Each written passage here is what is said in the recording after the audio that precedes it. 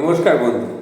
আজকাল প্রায় দেখা যায় রাস্তায় ঘাটে কোনো সুন্দরী মেয়েকে দেখলেই, মানে কুমারী মেয়েকে দেখলেই অনেক ছেলে তার দিকে দৃষ্টি আকর্ষণ করার জন্যে নানান রকম অঙ্গভঙ্গি করে থাকে।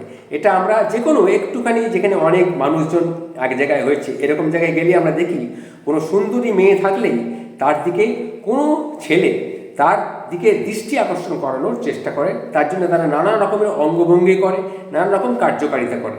তা কেন এই কথাটা বলছি, একটি ঘটনা আমার আজকে চোখের সামনে ঘটেছে, সেটা দেখেই আমি আপনাদের সামনে সেটা বলতে উপস্থিত হয়েছি। আজ সকালে ওষুধের দোকানে ওষুধ কিনতে গেছি, দেখি 19-20 বছরের একটি মেয়ে এসে দোকানে দাঁড়িয়েছে।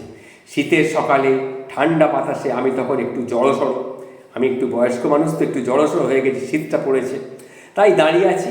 আর আমার পাশেই দাঁড়িয়ে আছে তখন আরেকটি ছেলে। তার বয়স কত হবে ছেলেটি? বড় জোর 21 কি 22 এরকম হবে। মেয়েটি এসে দাঁড়াতেই ছেলেটিকে দেখলাম যে মোবাইলের ক্যামেরা অন করলো, করে সে চুলটাকে ঠিক করতে শুরু করে দিল। মেয়েদের দেখা মাত্রই ছেলেদের এই চুল ঠিক করার রহস্যটা আমার ঠিক কিন্তু মাথায় ঢুকলো না।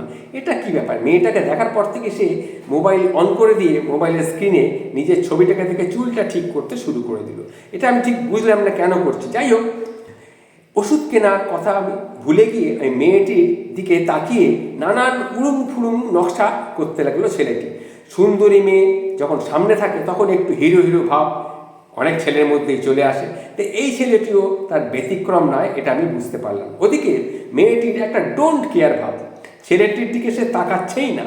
ছেলেটি চেষ্টা করছে মেয়েটি যেন তার দিকে একবার দেখে, তার দিকে দৃষ্টি আকর্ষণ করানোর নানা রকম চেষ্টা সে করছে।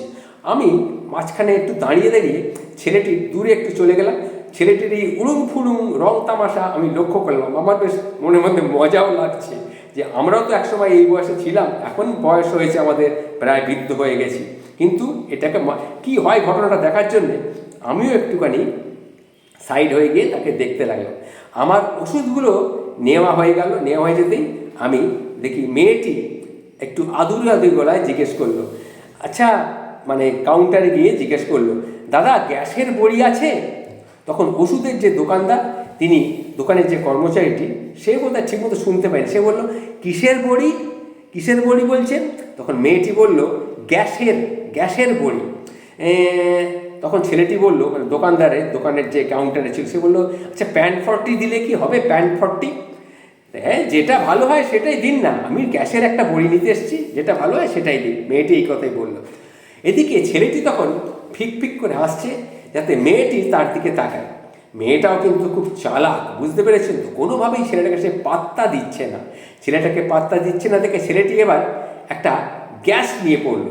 ছেলেটি এবার বলে উঠল, ওসব বাড়িতে গ্যাস নিয়ে, সব বাড়িতেই গ্যাস নিয়ে সমস্যা, বুঝতে পেরেছেন? সব বাড়িতেই গ্যাস নিয়ে সমস্যা।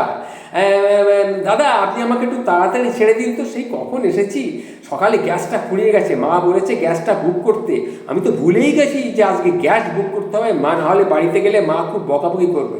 ভাগ্যিস গ্যাসের বড়ি নিতে এসেছিল, এই গ্যাসের বড়ি নিতে এসেছিল, তাই আমার গ্যাস বুক করার কথাটা মনে পড়ে গেল।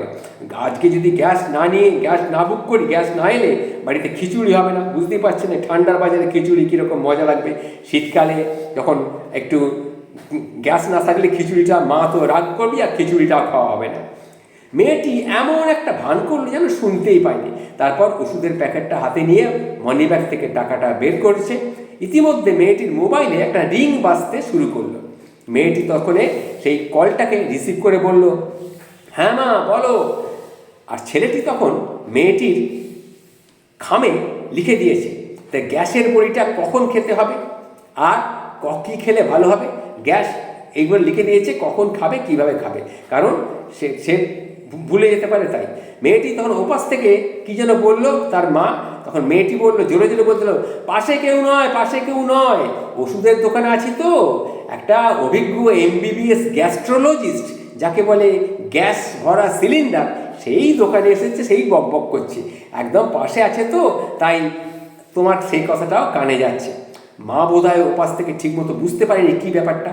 তখন মায়ের কথা শুনে মেয়েটি বিরক্ত হয়ে বলল, উফ, তুমি কিছু বোঝো না, কানটা তোমার কাছে গেছে, ওটা অ্যাস্ট্রোলজিস্ট নয়, গ্যাস্ট্রোলজিস্ট। গ্যাস গ্যাস গ্যাস বোঝো তো? হ্যাঁ, গ্যাস্ট্রোলজিস্ট একটা ছোকরা আমার পাশে দাঁড়িয়ে দাঁড়িয়ে বড় বড় বক বক করছে, তাই তুমি বুঝতে পারছো না। ঠিক আছে, বুঝতে না পারে ফোনটা এখন রাখো, আমি চললাম, আমি এক্ষুনি বাড়ি ফিরছি বলে মেয়েটা ফোনটা অফ করে দিল, দিয়ে গ্যাসের ট্যাব এটা নিয়ে হঠাৎ করে বাড়ি চলে গেল।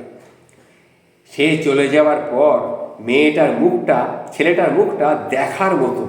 দোকানের কর্মচারীরাও জিজ্ঞেস করলো, এই যে গ্যাস্ট্রোলজিস্ট দাদা, শুনুন শুনুন শুনুন, আরে গ্যাস তো সব বের করে দিয়ে চলে গেল, বলছি আর কি আপনার গ্যাসের ওষুধ লাগবে?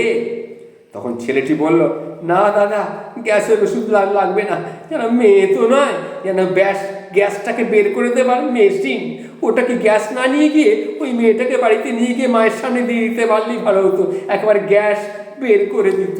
নমস্কার, ভালো থাকবেন।